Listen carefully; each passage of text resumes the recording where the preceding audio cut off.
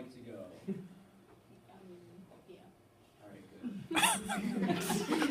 Okay. I think everyone should Yes. at some point, and that's why they have a presentation on it, because I think it's awesome.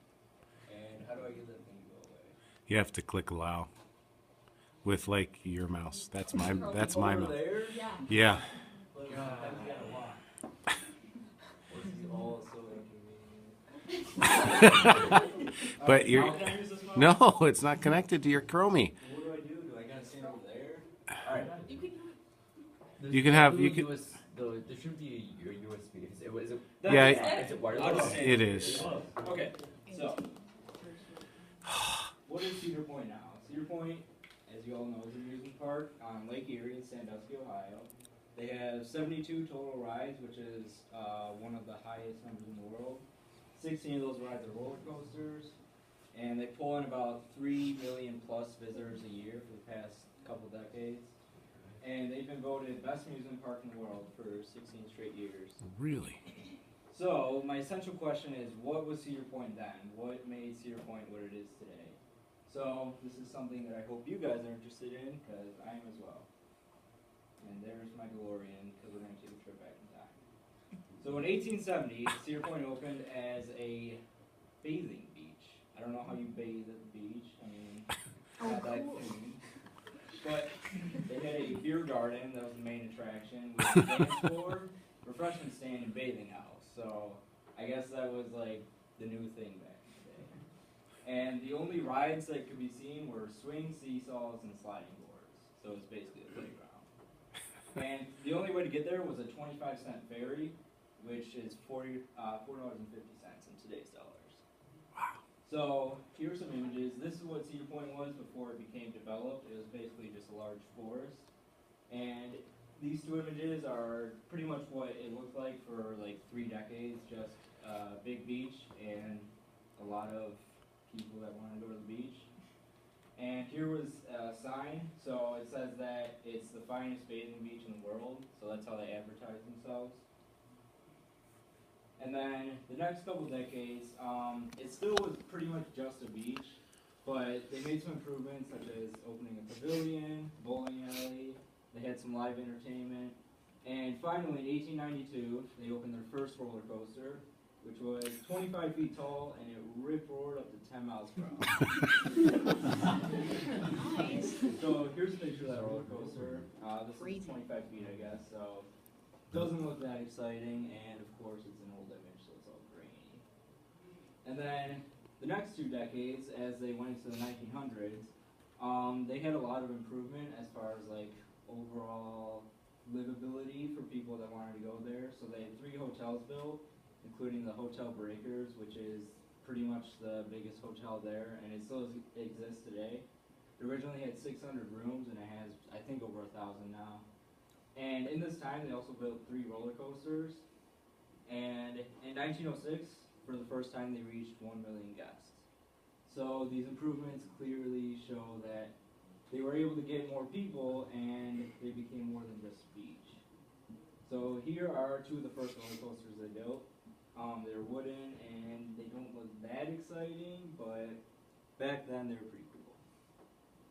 So then, to the 1920s, Cedar Point became more accessible because the first road there was built. So the only way to get there was not just ferry anymore, there was now a road. They added rooms to the Hotel Breakers, and they also opened the roller coaster Cyclone, which stayed for I think 3 decades. In the late 1920s, Cedar Point was appraised to be worth $2.6 million, which is $36 million in today's money. So obviously, all these improvements left it being worth much more than it used to be when it was just a beach. Here's a picture of Cyclone. So they're moving towards the better roller coasters. They're getting there. And then here in the 1930s area, this is the time of the Great Depression. So in the late 1930s, they almost got sold to the state of Ohio for $3 million, which is $40 million in today's dollars. And 3 of their biggest roller coasters were demolished by 1951, leaving them with, I think, just 1 roller coaster. And in 1956, it almost became a housing development or a state park. But I guess the state of Ohio heavily disapproved of that, and it was able to survive this time. So in the 1960s, they started to rise up again as a group of investors bought out the park, and they promised to make it into the grand old Cedar Point that it used to be. So in 1960, they announced a $16 million improvement plan to basically just announcing all these new things that they were going to do to make Cedar Point good again. And they built all these new roller coasters, including Blue Streak and Cedar Creek Mine Ride, which are both operating today. So here's where they started making attractions that are still existing. And in 1965, they reached 2 million guests for the first time. So here are Blue Streak and Cedar Creek Mine Ride. Anyone who's been to Cedar Point would recognize these. So in 1970, Cedar Point turned 100 years old. And here's where it was kind of like a turning point for Cedar Point as it became much more modern. And they built the Corkscrew, which is a fan favorite, and this was the first roller coaster in the world with 3 inversions. And in 1978, they built Gemini, which at the time was the tallest, fastest, and steepest roller coaster in the world. So that was a pretty big record to break. And in this time, they also built more attractions and rides that are still open today. So this was about the time when they started making things that we can go to Cedar Point and still see today. In the 1980s, they did more of the same with building rides that we know and love. So here's a list of rides they made that were open at least until the mid-2000s, including Demon Drop, Avalanche Run, Iron Dragon, and Magnum. And Magnum also opened as the world's tallest, fastest, and steepest. So twice they broke the record for those 3 categories. And you might be wondering what Avalanche Run is, and as you see here, this is what disaster transport used to look like. So if you've been to Cedar Point recently, you'd recognize that building with the 12E on it. It actually used to be an outdoor like bobsled kind of ride. So I thought that was pretty interesting. So in the 1990s, they added more and more roller coasters. They had 7 at the beginning of the 90s, and they added 5 more. And Mean Streak, Snake River Falls, Raptor, and Mantis were all record breakers. So here's where Cedar Point kind of established their dominance as a huge like roller coaster park in the world. And in 1997, Hollow Weekends was introduced, which I'm sure most of you who've been to Cedar Point have went for Hollow Weekends. It's a lot of fun, and they overhaul it to be like all Halloween themed. And 2000 to present day, they call themselves the roller coaster capital of the world. They currently have the 2nd most roller coasters in the world. Since 2000, they've pulled in at least 2.9 million visitors a year. And like I said earlier in the presentation, they were voted best in the world from 97 to 2013.